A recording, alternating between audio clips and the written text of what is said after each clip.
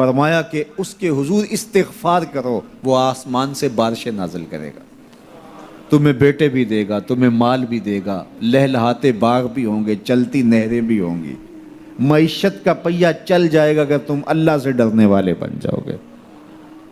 تو آج ہم کہتے ہیں یہ ہو فلاں ماہر اور فلاں شخص ہو تو پھر ہماری معیشت بہتر ہو سکتی ہے۔ اللہ نے کہا استغفار کرنا سیکھ لو، میں تمہارے لیے رحمتوں کے دروازے کھول دوں گا، رحمتوں کے در کشادہ کر دوں گا، پیچیدگیاں ختم ہو جائیں گی، مشکلیں آسان ہونے لگیں گی اگر تم اللہ سے ڈرنا سیکھ جو، اس کے حضور استغفار کرنا سیکھ جو۔ اور اگر تم ایسا نہیں کرو گے تو تمہارے اوپر نیچے سے عذاب نازل ہوگا۔ وَهُوَ الْقَادِرُ، وہ اس بات پہ قادر ہے، ان یبعث علیکم عذاباً، کہ وہ تمہارے اوپر عذاب نازل کرے، تمہارے اوپر سے، تمہارے نیچے سے۔ اللہ اکبر۔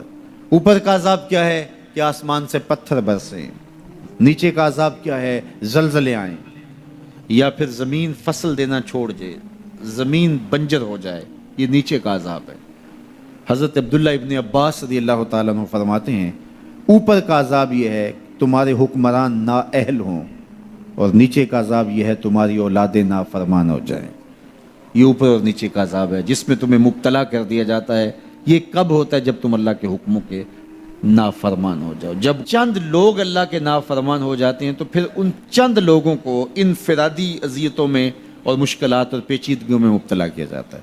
لیکن جب کوئی قوم من حیث المجموع اللہ کے حکموں کو توڑتی ہے اور اس کے حکام سے روح گردانی کرتی ہے تو پھر پوری قوم کو مشقتوں میں، اذیتوں میں، تکلیفوں میں مبتلا کر دیا جاتا ہے۔ اس کا علاج کیا بتایا؟ استغفار۔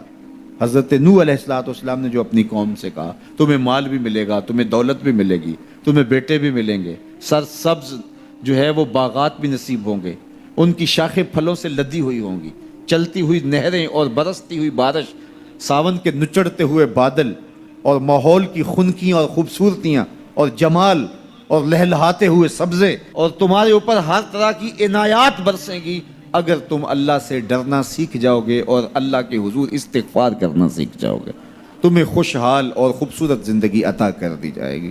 اللہ اکبر۔ لیکن اگر تم ایسا نہیں کرو گے تو تمہاری معیشت تنگ کر دی جائے گی۔ استغفار کریں، تقوی کے خوگر ہو جائیں، شکر کرنے کی عادت ڈالیں۔ جو شکر کرتے ہیں اللہ تعالیٰ ان کو اور زیادہ عطا فرماتا ہے، دنیا میں بھی اور آخرت میں بھی۔ اس طرح دوسروں کی پریشانیاں دور کریں، اللہ آپ کی پریشانیاں دور کرے گا۔ بانٹنے کا مزاج پیدا کریں، آپ کے پاس جو بھی ہے بانٹ دیں، علم ہے تو بانٹیں، خوشیاں ہیں تو بانٹیں، آپ کے پاس دولت ہے تو لوگوں کے دکھ اس دولت سے دور کرنے کی کوشش کریں۔ جب آپ بانٹنا شروع کر دیں گے تو آپ کا رب آپ کو عطا کرنا شروع کر دے گا۔ یہ بات ہو نہیں سکتی کہ انسان کی زندگی میں مشکل نہ ہو۔ جب انسان کو پیدا کیا گیا تھا، اس کا خمیر گویا گیا تھا، تو 39 دن تک اس کے خمیر پر مٹی جو گوندی گئی تھی انسان بنانے کے لیے، اس پر 39 دن دکھوں کی بارش ہوئی تھی اور ایک دن خوشیوں کا می برسا تھا۔ تو انسان کی زندگی میں خوشیاں اور غم اس تناسب سے ہیں۔ لَقَدْ خَلَقْنَا الْإِنسَانَ فِي قَبْضٍ، انسان کی زندگی مشقتوں کا مجموعہ ہے، حالات کی تلخیوں کے سے مقابلہ کرنا پڑتا ہے۔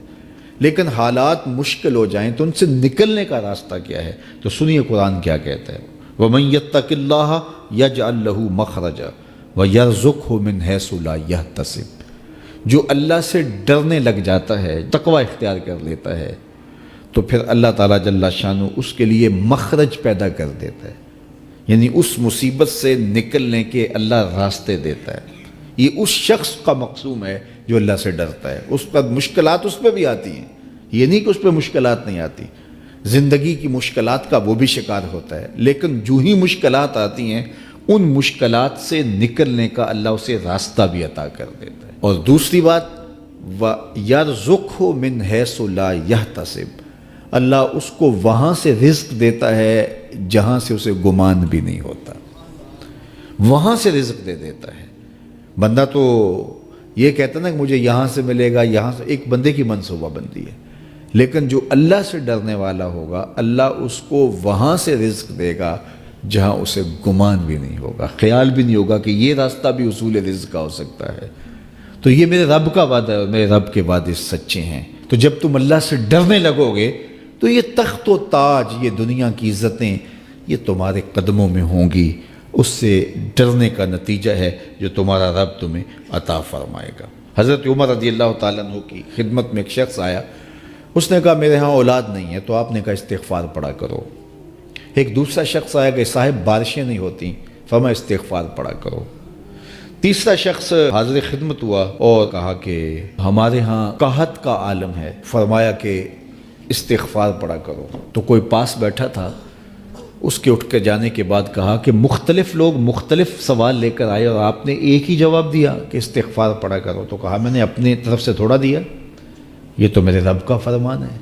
کہا وہ کیسے؟ کہا سورہ نوح پڑھو، فَقُلْتُ اسْتَغْفِرُوا رَبَّكُمْ۔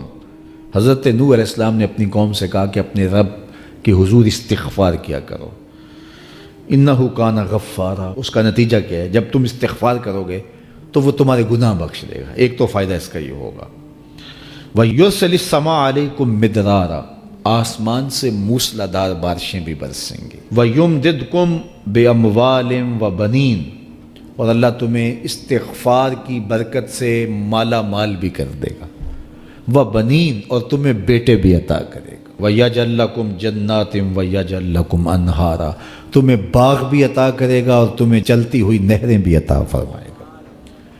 آج میں سمجھتا ہوں کہ پاکستانی قوم کو اجتماعی استغفار کی ضرورت ہے۔ آپ کے دریاؤں کا پانی سوکھ گیا، استغفار کریں گے اللہ تعالیٰ ان کو پانیوں سے مالا مال کر دے گا، بارشیں ہوں گی، قحط سالیاں دور ہوں گی، بے اولادوں کو استغفار سے اولاد نصیب ہوگی، اور معیشت کی بہتری جو ہے وہ استغفار کے ذریعے سے ہوتی ہے۔